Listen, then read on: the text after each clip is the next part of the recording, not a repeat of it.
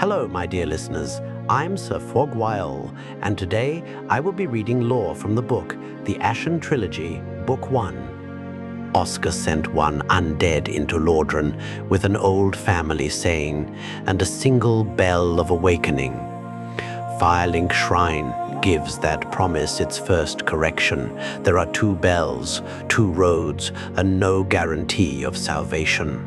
Tonight, we stay with the man who explains those roads while refusing to believe that either leads anywhere good. At the asylum, Lordran sounded like a promise. Escape the prison, reach the land of the ancient lords, ring the bell, and learn the fate of the undead. The first man waiting at Firelink strips the comfort from that story. Well, what do we have here? You must be a new arrival. Let me guess, fate of the undead, right? Well, you're not the first, but there's no salvation here. You'd have done better to rot in the undead asylum. But too late now.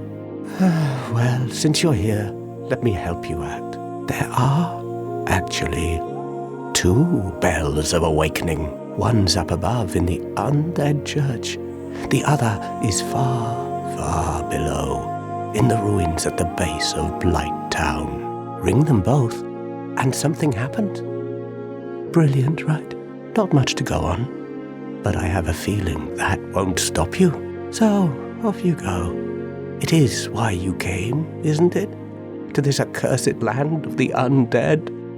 He recognizes the purpose immediately because the new arrival is not the first undead to bring it here.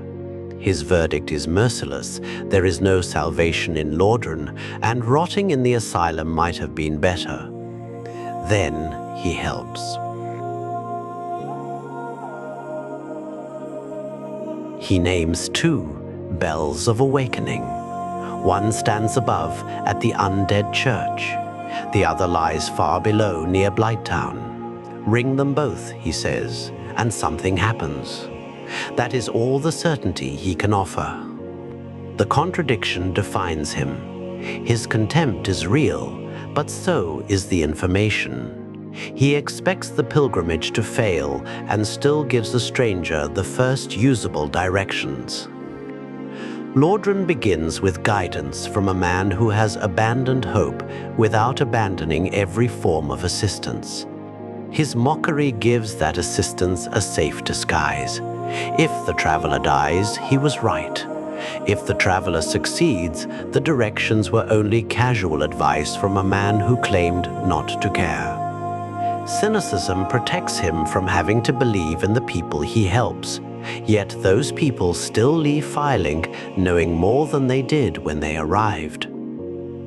When asked for more, he describes the land like someone who has spent a long time learning how its broken roots fit together.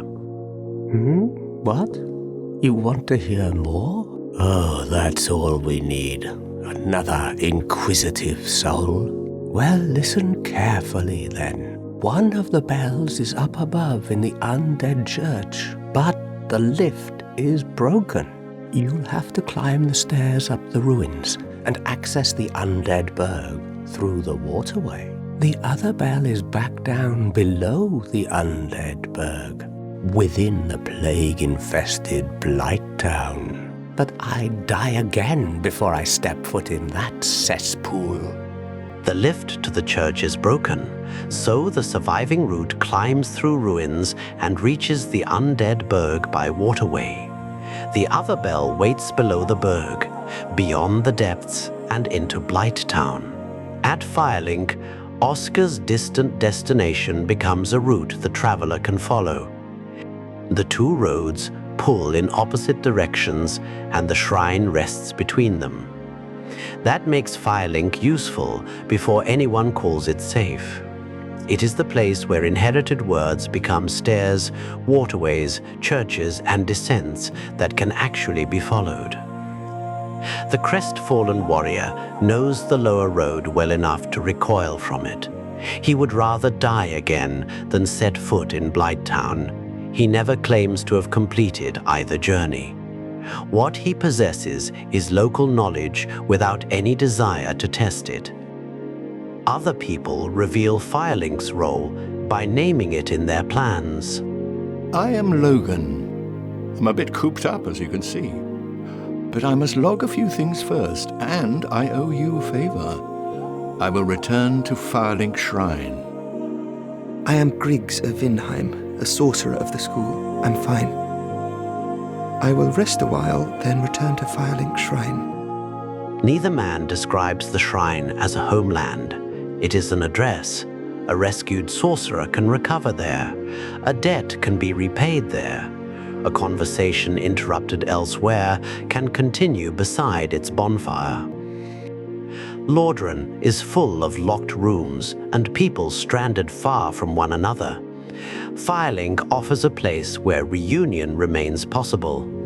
Clerics, sorcerers, pyromancers, smiths and pilgrims can arrive from different traditions and occupy the same broken center for a while. No crown or council gives the shrine this role. Its importance grows from repeated returns. People begin to trust that a rescued teacher, a traveling student, or a weary pilgrim can be found there again.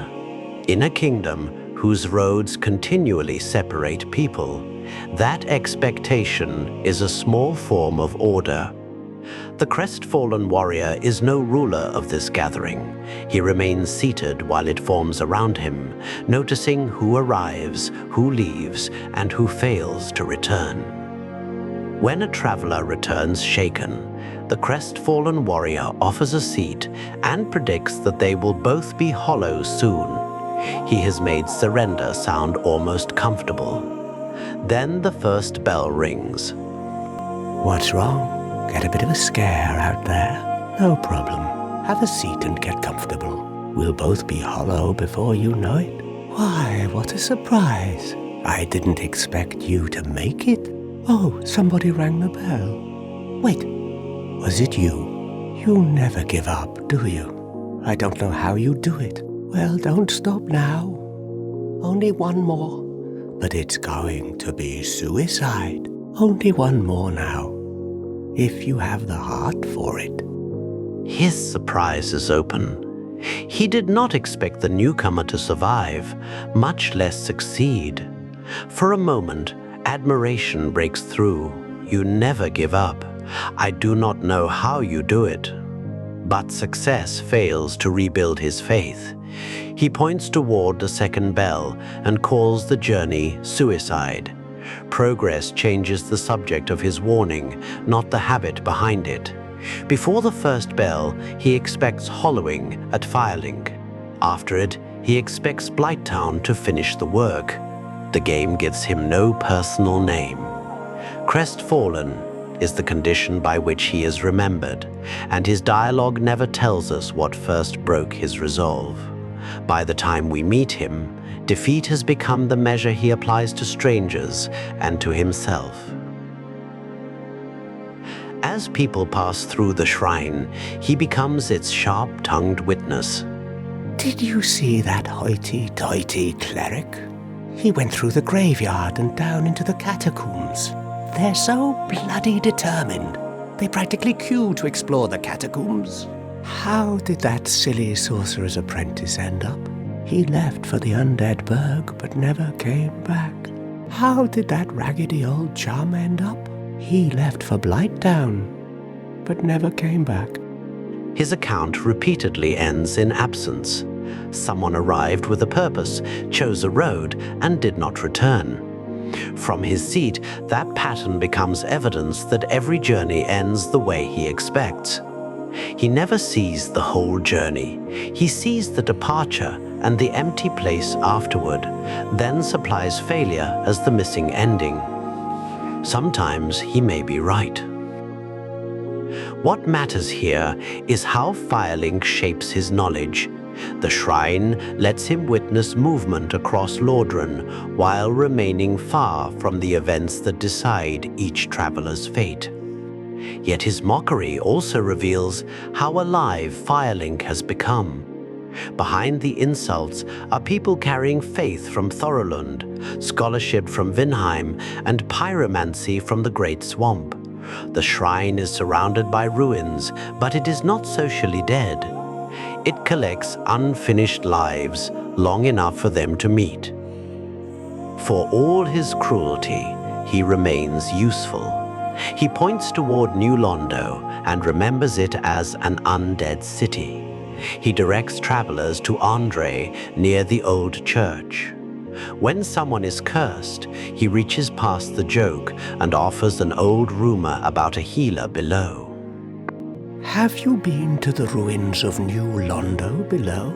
It was once an undead city. You may find a clue or two. Perhaps you haven't heard of Andre. Visit him in the old church, in the forest behind the undead church. No, I'm sorry. Here, let me share a nice tip. Long ago, I was told of a remedician who resides in New Londo. He is careful with that last piece of advice. The story was told to him long ago, and he cannot promise the man still exists. He passes on the uncertainty with the lead rather than pretending to know more. Firelink has no school or library explaining Lordran to each arrival. Knowledge survives through conversation, a broken lift, a hidden waterway, an old church, a healer remembered from years before. The Crestfallen Warrior contributes to that memory while denying that any journey will end well. Hope and assistance have separated inside him. He no longer expects success. He helps anyway. The second bell forces another admission. The traveler has completed the task he called suicide. Did you ring the second bell? That is incredible, I must say. But now we have a new problem. It's noisy, it snores, and its breath is lethal. This is no laughing matter, I tell you. Damn, that stench. And I was really beginning to like it here. Maybe it's time I do something about it. Well, what are you going to do? I've already decided. I don't really care. I'm simply crestfallen. He calls the achievement incredible, then complains that something noisy, foul, and dangerous has appeared at the shrine. Its larger purpose belongs to a later episode. For him, the change is immediate. The place where he had grown comfortable is no longer still. Maybe it's time I do something about it, he says. Action has been absent from his life at Firelink. He watched others choose roads, supplied directions from his seat, and treated every success as the prelude to a worse death. Now he says he has decided. The decision is not a sudden heroic recovery. His speech offers no new cause and no faith in the bells. Something has disturbed the place where he learned to remain still, and movement becomes easier than staying. Even his first step away from surrender begins as irritation rather than hope. He offers no recovered faith and no clear destination. The bells have made something happen, just as promised, but their first guide receives neither revelation nor comfort. They take away the refuge in which he had learned to remain defeated. Firelink begins as a meeting place for unfinished lives. Logan and Griggs plan to return there, while clerics, pyromancers, and pilgrims leave it for older ruins. The Crestfallen Warrior knows their roads, notices their absences, and guides a newcomer while expecting him to fail. Even two ringing bells cannot turn knowledge into hope. Next time, we will follow his darkest expectation into the dark sign and hollowing. For tonight, we will leave him seated beside Firelink's bonfire. If you enjoyed his story, please like the video, share your reading of him in the comments, and subscribe. more lives and more lore will pass through this shrine. Thank you for spending this time with me.